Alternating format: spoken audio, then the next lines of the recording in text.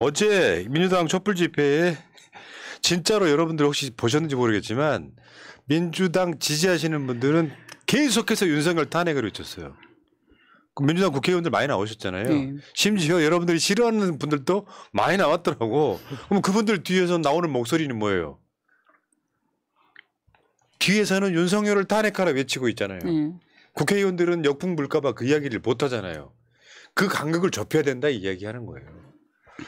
어저께 이재명 대표 그리고 이제 좀 어저께 이제 원내대표 박광원 원내대표 우원식 의원 뭐 유성권 의원 이런 분들 이제 마이크 잡았었는데 그래요. 이게 끝이 아니고 시작이죠. 그렇죠. 저 행사 전에는 또 쌍무지개가 활짝 떴더라고요. 아, 그 진짜 그 장면도 쌍무지개 대단하던데. 장관이었어요. 그리고 나중에 이제 저 집회할 때는 저는 사실 저 현장에 있으려고 했는데 그 시간에 뭐 방송 갑자기 땜빵이 있어가지고 참석을 못했고 저희 남녀이 지역에서 간 줄 알았거든. 저는 꼭 가려고 계속 방송도 여의도에 중요하죠. 있었죠. 그랬죠. 그래서 이제 혁신이 관련한 방송이어서 제가 땜빵을 했습니다. 근데 저때 장면을 보니까 또 갑자기 비가 쏟아졌다고 얘기하던데요. 그러면 저는 이제 우리 모이기 전에는 희망을 품고 모여서 더 다 같이 결의 있게 결기를 다지는 시간에는 더 비장해지라고 저런 날씨가 또 협조하지 않았나 그런 생각이 들었습니다. 저는 시작이라는 말씀드리고요. 결국 핵심은 오염수, 방류, 공범이잖아요. 공범이죠. 네. 그게 지금 그 공범임을 피하기 위해서 온갖 혀를 길게 뺐죠. 뭐 예를 들면 오염수, 방류를 찬성하는 건 아니다 같은 소리. 윤석열은 지금 단 한 번도 오염수 방류에 반대 목소리를 내지 않고 수년 전부터 후쿠시마를 쉴드 쳤었죠. 이직들 처음 듣는 소리지. 후쿠시마에선 폭발이 없었다. 오염수 그러니까 방사능 유출이 없었다. 이 이야기로 시작된 윤석열이 지금까지 달려온 모습. 일본에 갔을 때 오염수 방류 한국인의 이해를 구해 나가겠다. 그 전에 강제동원 문제 같은 것. 일본 전범기업한테 피해받은 우리 한국 노동자들을 한국 돈을 걷어서 이거 받아라. 일본 돈이나 한국 돈이나 같지 않냐. 이런 개소리하는 정권인데 저는 이거는 과거사나 이런 문제는 국민들한테 체감이 안 됩니다. 오염수는 지금까지 윤석열 집권 이후에 가장 여론조사로서도 오염수 방류 반대가 85% 이상 나왔던 이거는 사실상 만장일치라고 봐야죠. 여러분 존나 착각하는데요. 다시 한 번 말씀드려요. 여론조사 전문가들은 이재명 당대표 뽑힐 때 77.7%처럼 60%가 넘으면 여론조사에 의미가 없고 70%가 넘으면 사실상 만장일치라고 표현해요. 그런 이슈입니다. 어제 이재명 대표가 한 말이 있죠. 애국가가 일본해와 백두산이 될 가능성. 이게 걱정이다. 실제로 이 책도 있어요. 일본해와 백두산이 마르고 닳도록.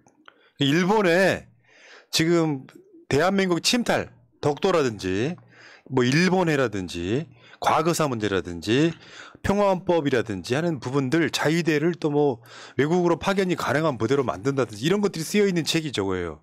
일본해와 백두산이 마르고 닳도록. 그러니까 외교를 아무리 했지만 뭐 핵전쟁 나면 우리가 도와줄 게 정도 아닙니까? 다만 대만 해협에서 전쟁이 나면 이제 한국군 무조건 가야 되고요. 미 국방부는 이 상황에서 우리나라 대통령이 모자라다 보니까 일본의 명칭을 고수하겠다. 공식 표기는 일본해가 맞다라고까지 이야기했으면 저는 정상적인 대통령 새끼면 판을 엎어야 돼요. 저런 소리를 듣고도 미국 가서 한마디 못했잖아요. 미국 가서 오염수에 대한 이야기할 때 뭐라 그랬냐면 IAEA의 검증 결과를 신뢰한다고 이야기했잖아요. 이걸 한 발 더 나갔죠. 대통령실 예산으로 일본 오염수 안전 영상 제작까지 했어요. 지금 오늘은 뭐가 불거졌냐면 조회수 논쟁이 불거졌어요. 1,600만 조회수. 그건 기계 돌린 겁니다. 무조건. 다른 영상은 조회수가 1,000이 안 되는데 그것만 뭐 1,600만 건 이렇게 가는 건 조회수 돌린 거예요. 자, 그러면서 지금 어제 나왔던 이야기 중에 대한민국 정부는 조선 총독부가 아니다. 지금 엄중한 상황인 거예요. 오늘이 어떤 정도 상황의 날이냐면 일제가 대한제국을 강제로 합병하는 그 정도의 느낌의 날인 거예요. 지금도 심각성을 못 느낀다면 그건 대한민국 사람 아니죠. 당시에도 그런 조선인들이 있었을 거예요. 이완용을 지지하는 사람이 있었을 거로. 사실상 오늘 일본의 도쿄 전력에서 핵 폐수를 방류를 투기를 한 거죠. 투기를 하는 데 있어서 대한민국 정부가 사실 방조 이상의 동조를 했고 오히려 우리나라에는 홍보를 앞장서서 한 게 정부잖아요. 이것은 제가 볼 때 말씀하신 대로 일본 대변인 전 그건 아닌 것 같고요. 앞잡이보다 더 심한 앞잡이고 일본에 피가 흐르고 있는 대통령이 있는 나라다 생각을 합니다. 그건 아닙니다. 저는 제가 말씀드렸잖아요. 합리적인 의심은 검찰총장 그만두는 시점에 대선 자금 받았다 외에는 이해할 방법이 없어요 지금. 그래서 제 느낌은 정말 일본인의 피가 흐르는 대통령이지 않고서는 이런 일이 일어날 수 없다라는 생각이 그러니까 든다는 거죠. 제 반박하려고 개인적인 하는 말이 생각이. 아니고. 네네. 그래서 개미옥국치일이다. 그거는 윤석열이 지금 하는 행위는 단순하게 이념 정신적으로 일본 사람이라는 그쪽에 가깝다 친일파 여사가 아닐 정도로 굉장히 많은 의혹이 생기는 거예요 지금. 이해할 수 없는 그렇죠. 일투성이죠. 그러니까 조선 총독부라고 봐도 뭐 무방한 것 같고요. 다음에 이런 건 있어요. 원리는 일본이 오염수 핵폐수 바다 투기에 대한 비용 아끼려고 하는 거예요. 사실은 그 비용 아끼려고 하는 일본이 인류의 죄악을 저지른 행위입니다. 당장 그 오염수에 무슨 기준치 이하가 뭐 있네 없네는 다른 문제 같은 거예요. 한 번 버리는 게 아니고 30년 동안 버리면 그건 바다 자체가 완전히 그냥 쓰레기장 돼버리는 거잖아요. 이거를 국제사회에서 한국의 윤석열이 앞장서서 실쳤다는 거. 아마 오늘 정말 많은 분들께서 분노하시고 속상하시고 그러니까 오늘 1시부터 투기를 시작한다. 아니면 좋은 말로 방류를 시작한다 그랬을 때 그 시간이 다가올 때마다 제가 느꼈던 감정은 뭐냐면 왜 우리는 진짜 막지를 못했는가. 거기에 대한 그 속상함이 가장 컸고요. 나중에 이게 진짜 문제가 된다면 전 세계적으로 가장 누가 나쁜 놈이라고 누구를 지칭하겠습니까? 전 대한민국 윤석열이라는 작자에게 가장 많은 화살이 돌아올 거라고 생각합니다. 기시다는요. 일본의 이익을 위해서 그런 거예요. 그렇죠. 그러니까 명분이라도 있는 거야. 죄악은 죄악이지만. 윤석열이 얻는 것, 대한민국 정권이 얻는 건 하나도 없고 윤석열만 얻는 게 있죠. 윤석열 정권의 안정성이에요. 미국이 뒤에서 받쳐주니까. 자, 어제 그 호사카 유지 교수가 한 말이에요. 일본이 지금 반대하는 목소리를 누르려고 탄압을 하고 있다는 거잖아요. 근데 이게 사무라이 시대였다면 이런 행태의 봉기를 일으켰을 것이다. 이거 대한민국에 적용된다고 봐요. 여기서 봉기 못 일으키면 국민이 지는 거죠. 그래서 민주당이 지금 주말에 광화문 일대에서 총궐기대회를 합니다. 저는 어제 국회 내에서 한 거는 그냥 맛보기였고요. 왜냐하면 가장 빠르게 할 수 있는 집회가 그거였기 때문에 국회에서 한 거예요. 근데 주말 집회에 정말 많은 국민들이 저는 나올 거라고 봐요. 지금 일정 한번 볼까요? 어저께 국회 본청 앞에 촛불 집회했죠. 비가 오니까 이제 요즘 LED로 하다만요. 펴지지 않도록. 다음에 24일 날 오늘은 대통령실 앞에 기자회견했죠. 내일은 광화문에서 대통령실까지 거리 행진합니다. 토요일 날은 광화문 일대에서 총궐기대회를 합니다. 이게 시작이라고.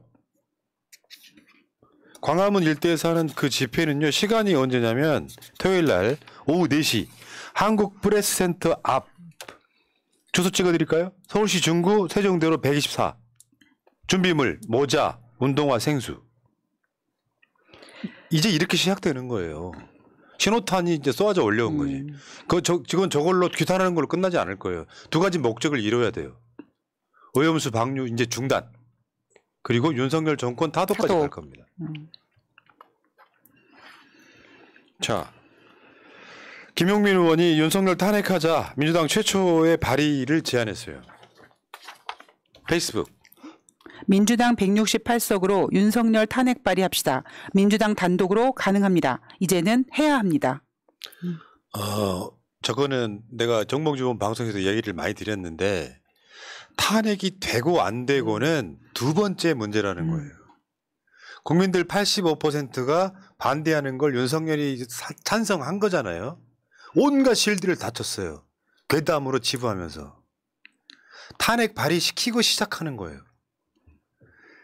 앞으로 계산해 보니까 200석이 안 돼서 못 되는 발의는 할 수 있으니까 150석 넘으면. 그래서 여론을 설득하는 작업이 있어야 되는데 지금까지 일어났던 어떤 이슈보다 민주당이 저렇게 하면 국민들 우호적입니다. 그러니까 이 이슈로도 윤석열 못 끌어내리면 우리는 기회가 없는 거예요. 왜? 지지층이 무너지거든요. 그러니까 정치 색깔이 전혀 없는 제 지인분들이 가장 저에게 많이 하는 얘기가 뭐냐면 아니 이렇게 바다에다 오염수를 투척하고 그러는데 왜 국민들이 집회를 안 하냐 집회하는데 언론에서 보도하지 않는다 그랬더니 빨리 끌어내려야 된다라고 얘기를 하더라고요. 그러니까 이게 당 색깔에 상관없이 정치 색깔과 상관없이 어떤 그 국민들의 생명 국민들의 안전에 관련된 문제이기 때문에 그 어느 때보다도 정말 많은 분들이 나오셔가지고 두 가지 목적을 다 이룰 수 있었으면 좋겠습니다. 이 탄핵이라는 단어의 무게 때문에 이 민주당 내부에서는 지금 이게 시기상조다 이렇게 얘기하시는 분들이 굉장히 많고 아니, 김용민 의원의 개인적인 의견으로 그냥 치부해버리는 지금 그런 얘기들을 제가 많이 들었는데요. 사실 김용민 의원이 탄핵하자라고 올린 저 시점에 저도 페이스북에 올렸습니다. 사실 이유가 차고 넘친다고 생각해요. 그걸 다 통칭해서 저는 딱 한 가지인데 헌법을 유린하는 대통령을 저희가 더 이상 두고 볼 수 없다라는 겁니다. 아니 무슨 시기상조인지는 이해가 안 가는 게 그동안 우리 국민들은 참을 만큼 참았고 인내의 만큼 인내했고 못 볼 걸 볼 걸 다 보면서 여기까지 오지 않았습니까? 그리고 이제 더 이상 뒤로 물러날 데가 없어요. 저는 가장 염려되는 게 진짜 이러다가 대한민국 쓰레기 되는 게 아닌가 이게 가장 걱정되더라고요. 그러니까 이게 뭐 한두 가지 문제가 아니라 네. 내가 기록해 놓은 것만으로도 탄핵 사안이 40가지가 넘습니다. 맞습니다. 그리고 윤석열의 죄악을 따지면은 몇백 가지가 지금 리스트업이 돼 있는데 여기서 더 이상 물러나는 건 불가능해요. 그러면 민주당 지지층 중에 지지층인지 갈라치기인지 모르겠지만 의석수 어쩌고저쩌고 하는 건 아무 의미가 없어요. 지금 박근혜 탄핵할 때보다 민주당 의석이 38석이 더 많습니다. 우호 지분까지 합치면 아직도 180석은 살아있는 거예요. 다른 정당으로 갔거나 정의당 등을 포함하면 180석 살아있어요. 문제는 그게 지금 숫자가 부족하니 불가능하다고 말하는 것 자체가 심리적 불확실하는 거죠. 그렇죠. 일단 발의시켜놓고 국민들을 설득하는 작업이 있어야 되는데 이 이슈만큼은 국민들이 이미 알고 있는 이슈이기 때문에 오염수만 걸어요? 고속도로 정점이 바뀌었다 그럴 수 있죠. 역사적 쓰레기를 방통위원장에 임명하는 거 이야기할 수 있죠. 우리 국민이 죽어도 누구 하나 책임지는 그렇죠. 책임자가 없습니다. 이태원 참사 같은 것도 이야기할 수 있죠. 이 모든 것들을 다 걸 필요도 없어요. 선택과 집중 4개만 딱 걸어도 돼요. 문제는 국민은 이런 주장을 해야 된다는 거죠. 맞습니다. 예를 들면 어떤 사람들은 새날을 욕하기도 해요. 탄핵이 불가능한데 왜 선동하냐. 국민이 그 이야기를 못하면 누가요? 역사는 그냥 쓰레기 시공창으로 그냥 빠뜨리는 거예요. 아니 그러면 나라의 주인이 국민이란 얘기도 하면 안 되는 겁니다. 사실 이렇게 잘못되어 있는 대통령을 뽑았다고 생각을 하면 그 과에 대해서 우리 국민 스스로 책임지는 자세를 가지고 탄핵해라, 탄핵해달라 요구해야 되는 게 맞다고 생각합니다. 그러니까 이런 상황들을 우리가 알고 있어야지. 일부 진보에 계시는 분들이 그런 사람이 있다니까요. YTN 평론가야. 내가 나가서 싸울 생각을 하는 게 아니라 야 우리 의석 부족해? 다시 말씀드려요. 대한민국 역사상 최초의 탄핵은 민주당 의석이 130석밖에 안 됐다고. 헌재에 이념 성향별 그 비율이 뭐냐 7대2였어요. 7대2. 보수가 7이었다고. 중도 포함이긴 하지만. 문제는 되고 안 되고는 그게 중요한 게 아니잖아요. 명분이잖아. 대통령 자격이 없는 놈이 그 자리에 올라가 있는데 국민들이 탄핵시켜라는 말도 못하는 건 말이 안 되잖아요. 그것을 받들어서 민주당이 국민을 따라오는 것은 그들의 선택일 수도 있어요. 근데 이 상황까지 왔는데 탄핵하자는 말을 못하고 야 우리는 의석이 안 되니까 못해라고 말하는 건 100% 불확실에 가깝습니다.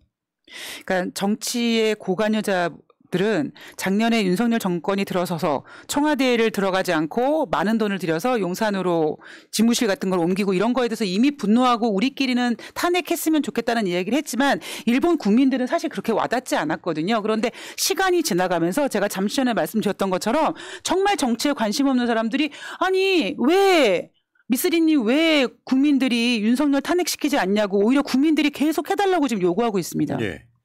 자 어쨌건 뭐 탄핵이라는 얘기가 이제 공공연히 나오기 시작했고 헌법기관인 국회의원 입에서도 이제 어제 그 김용민 의원뿐만 아니라 이수진 의원도 이야기를 했고요. 원외이긴 하지만 남영도 이야기를 했고요. 그러면 이렇게 돼야 돼요.